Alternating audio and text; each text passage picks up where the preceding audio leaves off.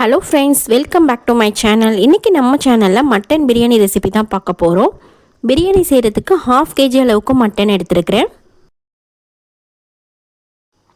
பிரியாணிக்கு நம்ம கறி பீஸு சேர்க்கும் போது கொஞ்சம் முள் சேர்ந்த மாதிரி தான் நம்ம சேர்க்கணும். அப்போ தான் ரொம்பவே டேஸ்ட்டாக இருக்கும்.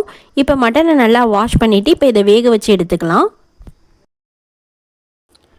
நான் இன்றைக்கி மட்டன் தம் பிரியாணி தான் செய்ய போகிறேன். வாஷ் பண்ணி வச்சுருக்கிற மட்டனை குக்கரில் சேர்த்துக்கலாம்.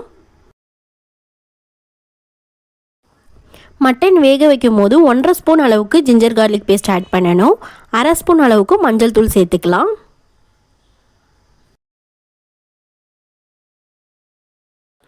வேக வைக்கிறதுக்கு 3 கப் அளவுக்கு தண்ணி சேர்த்துருக்கிறேன்.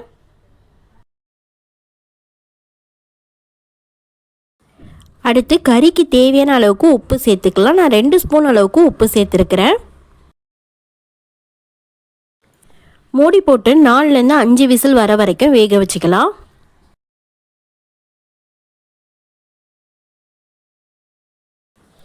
அஞ்சு விசில் வர வரைக்கும் நான் வேக வச்சுருந்தேன். கறி இப்போ நல்லா வெந்துருச்சு. மட்டன் பிரியாணி செய்யும் போது ஃபஸ்ட்டு நம்ம கறியை வேக வச்சு எடுத்துட்டு அதுக்கப்புறம் தான் நம்ம பிரியாணி செய்ய ஸ்டார்ட் பண்ணணும். இப்போ பிரியாணி செய்ய ஸ்டார்ட் பண்ணலாம். பேனில் 2 ஸ்பூன் அளவுக்கு நெய், 3 ஸ்பூன் அளவுக்கு ஆயில் ஆட் பண்ணியிருக்கிறேன்.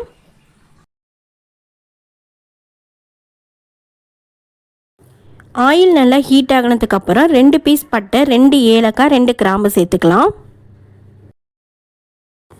பட்டை, கிராம்பு, ஏலக்காய் நல்லா பொரிஞ்சதுக்கப்புறம் 1/2 kg அளவுக்கு ஆனியன் கட் பண்ணி வச்சுருக்கேன். அதையும் இது கூட சேர்த்துக்கலாம்.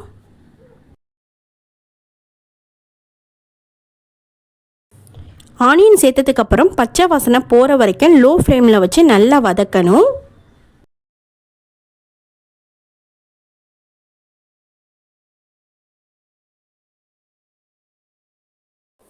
நிறைய பேர் நான் போடுற வீடியோஸ் எல்லாமே பார்க்குறீங்க, ஆனால் சப்ஸ்கிரைப் பண்ணாமல் பார்க்குறீங்க. சேனலை சப்ஸ்கிரைப் பண்ணிவிட்டு பாருங்கள். அப்போ தான் எனக்கும் கொஞ்சம் சப்போர்ட்டாக இருக்கும்.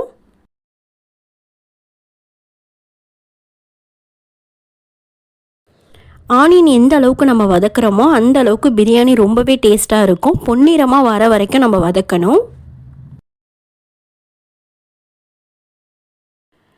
அடுத்து 2 ஸ்பூன் அளவுக்கு ஜிஞ்சர் கார்லிக் பேஸ்ட் ஆட் பண்ணிக்கலாம். ஏற்கனவே கறி வேக வைக்கும் போது 2 ஸ்பூன் அளவுக்கு சேர்த்துருந்தேன். இப்போ ஒரு 2 ஸ்பூன் சேர்த்துருக்கிறேன். ஜிஞ்சர் கார்லிக் சேர்த்ததுக்கப்புறம் பச்சை வாசனை போகிற வரைக்கும் நல்லா வதக்கணும்.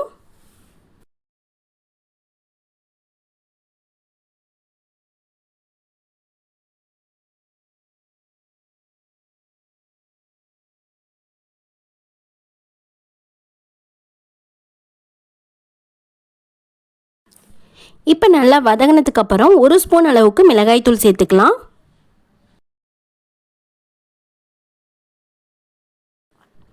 பொதுவாக நம்ம வீட்டில் செய்யும் போது கடையில் சாப்பிடக்கூடிய அதே டேஸ்ட்டில் நமக்கு பிரியாணி வராது. நான் சொல்லியிருக்க இதே மெஷர்மெண்ட்டில் நீங்கள் ட்ரை பண்ணி பாருங்கள். கண்டிப்பாக நம்ம கடையில் சாப்பிடக்கூடிய அதே சுவையில் இருக்கும். அடுத்து காரத்துக்கு 2 பச்சை மிளகாய் சேர்த்துருக்கிறேன். 1 கைப்பிடி அளவுக்கு மல்லிக்கீரை சேர்த்துக்கலாம்.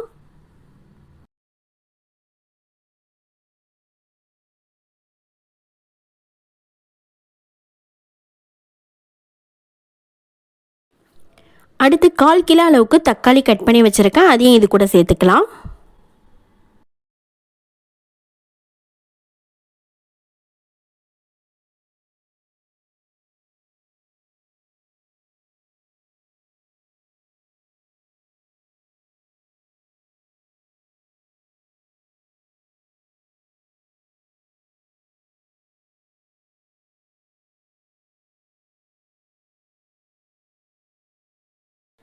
தக்காளி நல்லா வதங்கினதுக்கப்புறம் 1/2 கப் அளவுக்கு தயிர் சேர்த்துக்கலாம்.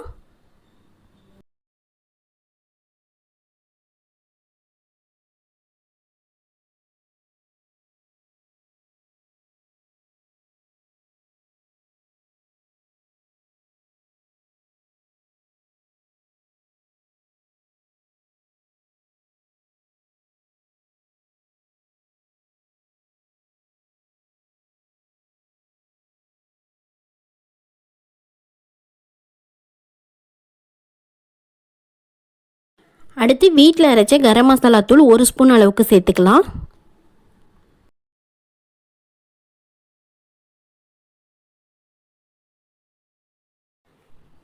கடையில் விற்கக்கூடிய பிரியாணி மசாலா பாக்கெட் எதுவுமே நான் ஆட் பண்ணலை. வீட்டில் அரைச்ச கரம் மசாலா தூள் மட்டும்தான் நான் சேர்த்துருக்குறேன். நீங்கள் காரம் அதிகமாக சாப்பிடக்கூடியவங்களாக இருந்தீங்கன்னா மிளகாய் தூள் மட்டும் எக்ஸ்ட்ரா 1 ஸ்பூன் அளவுக்கு ஆட் பண்ணிக்கிங்க.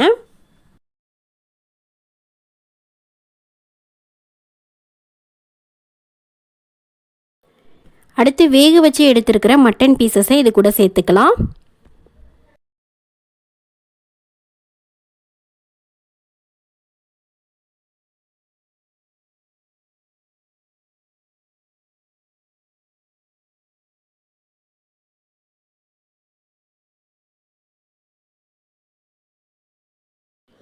கறி சேர்த்ததுக்கப்புறம் நல்லா மிக்ஸ் பண்ணிக்கலாம். மசாலா எல்லாமே கறியில் இறங்குற மாதிரி மிக்ஸ் பண்ணிக்கணும்.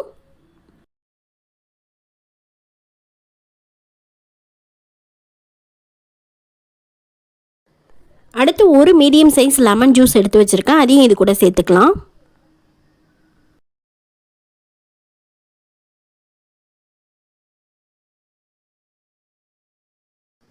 கறி வேக வைக்கும் போது நம்ம ஏற்கனவே உப்பு சேர்த்துருக்குறோம். இப்போ ரைஸ்க்கு தேவையான அளவுக்கு உப்பு ஆட் பண்ணிக்கலாம். அடுத்து தேவையான அளவுக்கு தண்ணி ஆட் பண்ணிக்கலாம். நீங்கள் எந்த அளவுக்கு ரைஸ் எடுக்கிறீங்களோ அதில் 2 பங்கு அளவுக்கு தண்ணி சேர்த்துக்கணும். நான் 2 கப் அளவுக்கு ரைஸ் எடுத்துருக்கிறேன், அதனால் 4 கப் அளவுக்கு தண்ணி ஆட் பண்ணியிருக்கிறேன். கறி வேக வச்ச தண்ணியை சேர்த்து தான் 4 கப் அளவுக்கு தண்ணி சேர்த்துருக்குறேன்.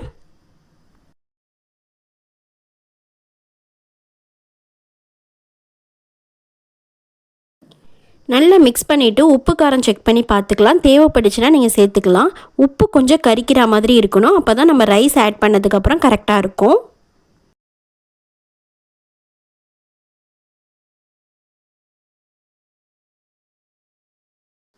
மூடி போட்டு நல்லா கொதி வரணும். தண்ணி கொதி வந்ததுக்கப்புறம் தான் நம்ம அரிசி சேர்க்கணும்.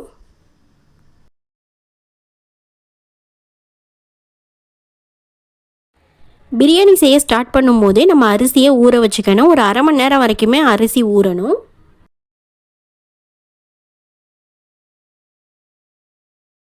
தண்ணி நல்லா கொதிச்சிருச்சு. ஊற வச்சிருக்க அரிசியை இது கூட சேர்த்துக்கலாம்.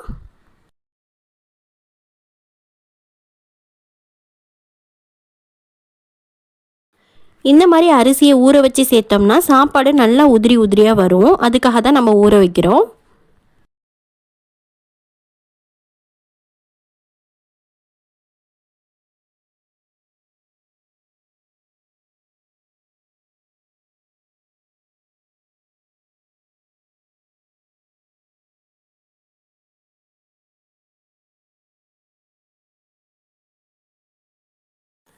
அரிசி சேர்த்ததுக்கப்புறம் 10 நிமிஷம் வரைக்கும் ஹை ஃப்ளேமில் நல்லா வேக வைக்கணும்.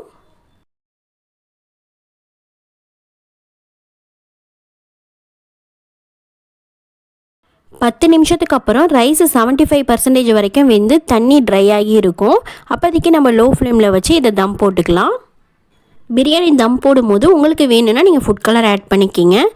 பழைய தோசைக்கல் இருந்துச்சுன்னா அதை கீழே வச்சு அதுக்கு மேலே சட்டி வச்சு மூடி ஃபுல்லாக கவர் பண்ணி தம் போட்டுக்குங்க. ஓகே ஃப்ரெண்ட்ஸ், நல்ல சூப்பரான மட்டன் தம் பிரியாணி ரெடி ஆகிடுச்சு. இந்த வீடியோ உங்களுக்கு பிடிச்சிருந்தால் லைக் பண்ணுங்கள். என்னோட சேனலை சப்ஸ்கிரைப் பண்ணாதவங்க சப்ஸ்கிரைப் பண்ணிங்க.